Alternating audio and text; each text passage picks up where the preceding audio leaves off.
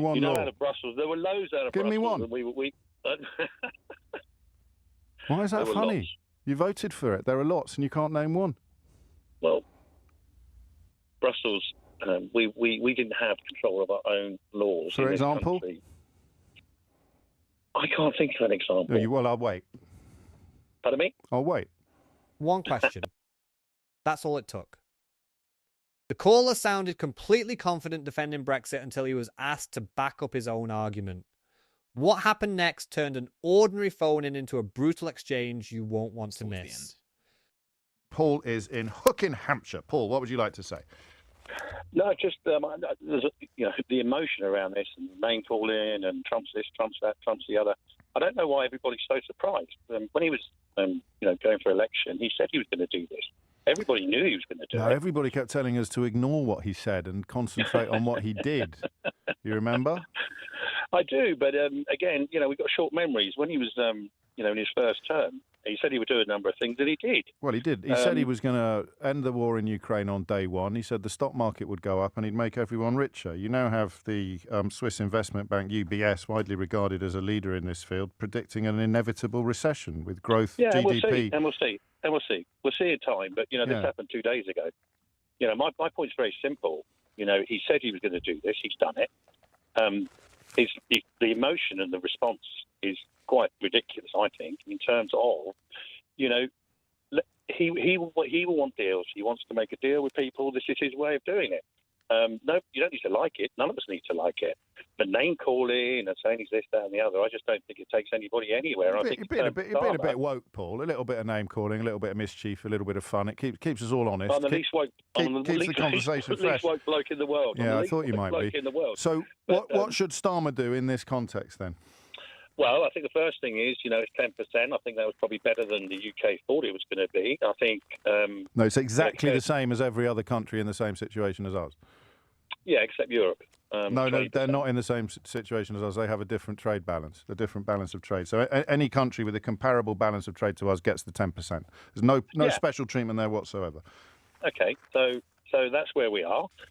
Trump is looking after America. It's his country. It's not our country. You just said it's going to go into recession. Its own stock market. They've lost $2 trillion. How is that looking after America? No, I will, but you're going to have to address the question of how is a $2 trillion loss overnight looking after America?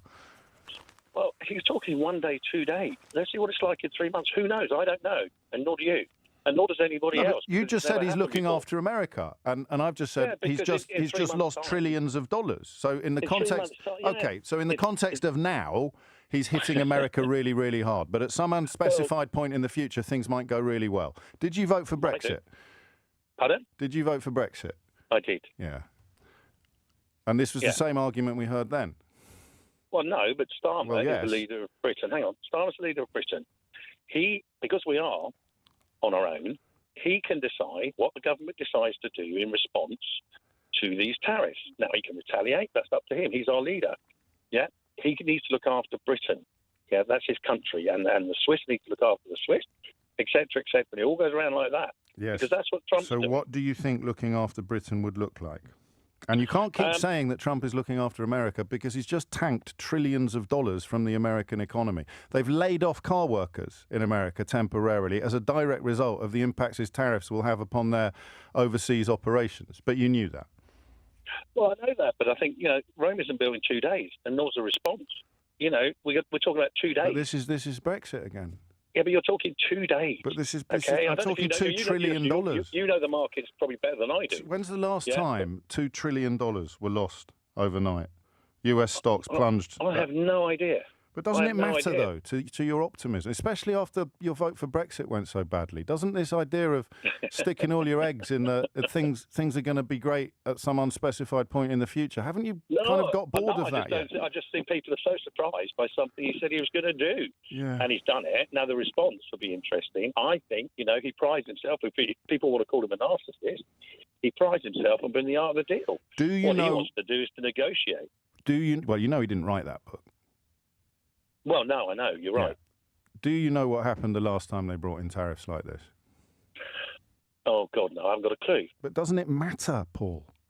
No, because I think that... No, I mean, that's why I find conversations like this fascinating. You voted for Brexit. You're making all the same arguments about Brexit. Brexit was an undiluted catastrophe, but this one will go really well. Well, I'm not sure it's a catastrophe, was it? What's your favourite bit? Pardon me? What's your favourite bit? My favourite bit is, well, you've probably got a point, actually. It's about controlling entry and exit from the country. How's that worked out for you? That's probably, you have a point. Yeah, and we could, of course, have controlled it a lot more robustly before you voted for it. So the thing you voted for has been a catastrophe. The reason why you voted for it has got immeasurably worse, but you believed things would be brilliant at some unspecified point in the future, and here you are making exactly the same arguments about Donald Trump. Well, no, what I'm saying is, I think, no, hang on. I have hung on. It's about the people. It's about the people, who are leading, this country. Yeah, and it should be very easy for this country to control its borders. They don't, because the government before and this government are useless. See, I have a theory that everybody who likes Trump and Brexit is obsessed with immigration. And here you are talking about $2 trillion losses that America has taken overnight, saying, hey, wait and see, it might all turn out to be brilliant. But what you really, really care about is immigration. No, I don't. I think I care about it. Why'd you bring it up then? Well, you brought it up. I didn't. No, I didn't. I asked what your favourite bit of Brexit. I asked what your favourite bit of Brexit was. I asked what your favourite bit of Brexit was. I gave you an example. You're right. Yeah, but no. So what is your actual favourite bit of all the things that have happened? Yeah, and Brexit has played out, which is why the parallel is so interesting. So of all the things that have happened, what's your favourite bit? Of Brexit? Yeah. I think just controlling your own laws. Which ones do we control now that we didn't control before? There's a lot now that we're not impacted by the EU that we were.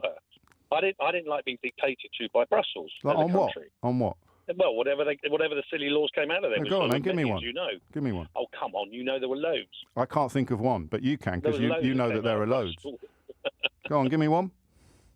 Don't be silly. Give me one law. Out of Brussels. There were loads out of Give Brussels. Me one. Why is that funny? Lots. You voted for it. There are lots, and you can't name one. Well, Brussels, we didn't have control of our own laws. For example? I can't think of an example. Well, I'll wait. Pardon me? I'll wait. You'll have a long way. I can't think of an example. No, but you're bound to be able to, because there's loads. Paul just told me. So I'll wait. You're very good, but no. No, I'm not. I'm not. I just care about facts. Anyway, we're not talking about Brexit. No, I am. I'm waiting now. You're waiting. The economy, let's wait and see. Tell me the thing that's gone really well. You said the law that you're pleased about. My point is, let's wait and see. I think many countries... I'm waiting to see what law you're going to tell me about. Hang on. Well, we'll negotiate, and Starmer can negotiate for the Britain. Don't change the subject. For Europe. Don't change the subject. Paul. He can negotiate. Paul, time for one of your wry chuckles, I think, Paul, isn't it now? Time for a wry chuckle? I'm still waiting for the law, of which there are loads. Well, one of the great benefits is that now we're in this situation. What about bendy bananas? Now we're in this situation. 3-pin plugs? Can negotiate for Britain. Wrapping your fish and chips in newspaper. What's the law you're happiest that you don't have to obey anymore? In this situation, one of the greatest benefits is that Starmer can just say there aren't any, Paul, because everybody listening knows. Well, this is a great one, isn't it? Go on. What's your law? Example. What's the law? Well, no, hang on. No, I'm not. I've hung on for long enough. What's the law you no longer have to obey that justifies your Brexit vote in 2016? Well, I'll turn it around to answer the question. No, you can't. So you have to ask. No, you can't. Just answer the question. Europe are not going to negotiate for us. We're going to negotiate for ourselves. That's the difference.